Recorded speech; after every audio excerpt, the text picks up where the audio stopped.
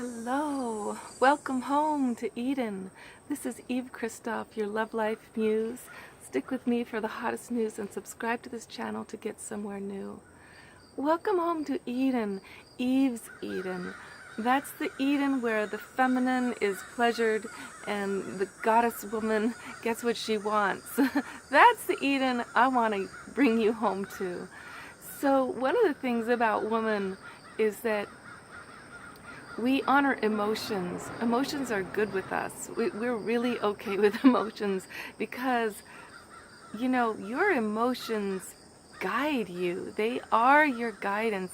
And all around me, I see people with drug problems, drug addictions. They get upset about something and then they go get drunk or they go get high. And what they don't realize is that if they would just follow the guidance of, say, your anger. If you're angry about something, it means there's something you need to confront. If you're sad about something, it means there's something you need to do, apologize for, or maybe you're lonely, you need to go out and meet friends. If you're grieving, you need to cry, you need to let yourself cry, be held, ask for somebody to be there. If you're feeling a combination of all these different emotions, maybe it's that you need to leave your job and you're scared to, or you need to leave your home where you've been living. And the thing about action is it takes courage. And when we don't follow our inner guidance, our emotional guidance, and we do drugs instead or do nothing instead, we get more and more depressed, more and more angry, more and more afraid. We're cowardly. Basically, we're cowardly because those emotions are there to show you what to do. You're really angry about something. It means something's not right, right? Or maybe sometimes, once in a while, okay, we're angry in an unjust way, and we just need to look at ourselves, and there's nothing to change. Always do that first, that inner cleaning. But usually, there's something really real going on, and it's nobody's fault a lot of times. Like for me, I've been in this adorable location. I've been living here for a long time. It's a wonderful town and I'm surrounded by beautiful people, but they're not the people who want to connect with me. So no matter how much I try to find home here, I end up being isolated. And it's taken a lot of courage. I'm moving this week. I've been moving. Same with my job. I have had a really nice solar job with a wonderful company, but it was giving me nightmares at night how they go about treating people when people need to have things adjusted at the job. I felt really, really sick about how they couldn't respond to my needs. So to leave that job, to leave this town, it takes me a lot of courage. But what was the feelings that guided me to these changes? It was feelings of isolation, sadness in this town.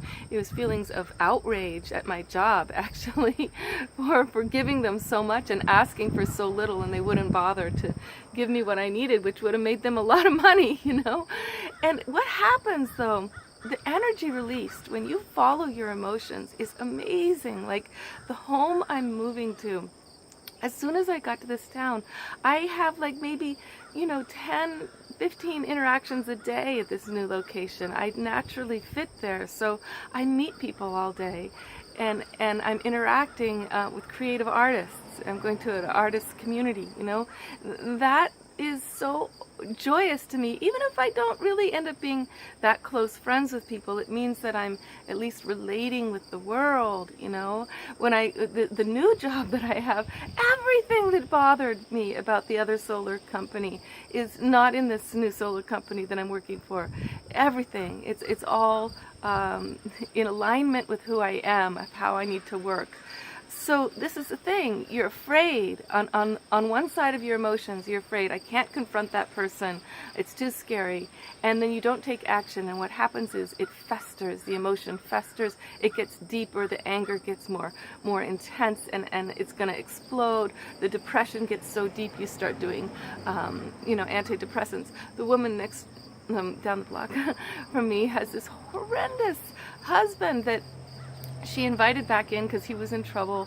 He comes back in, he's drinking beer, his feet are all over the furniture, he won't contribute any money to anything, and he puts her down nonstop and makes her feel hysterically insecure, right? But she invited him in, and she's getting so depressed that now I see her downtown and she's doing drugs to medicate.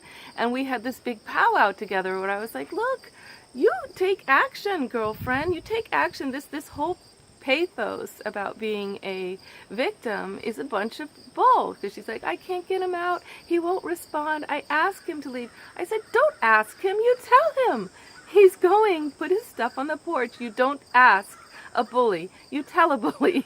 You got to use their own tactics to get a change to happen.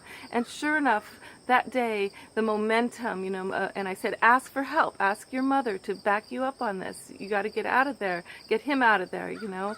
And the momentum of changing her thoughts around from being a victim to knowing what she would do and what her truth was. Okay, there you go. You don't need to get drunk. She gets home and the momentum is there and they get him out of there, right?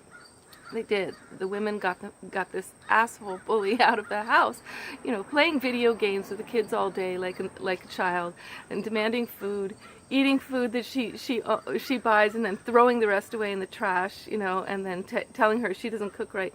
Where do men come from when they're so entitled like this, and why have we created such a terrible behavior in the men around us? Like, I say we create it because, look, we train the guys to abuse us. If she invites him in and then she gets hysterical and she feeds him more food every time he's abusive, every time he puts her down, she gets more pandering to him. She's training him to be the worst kind of person.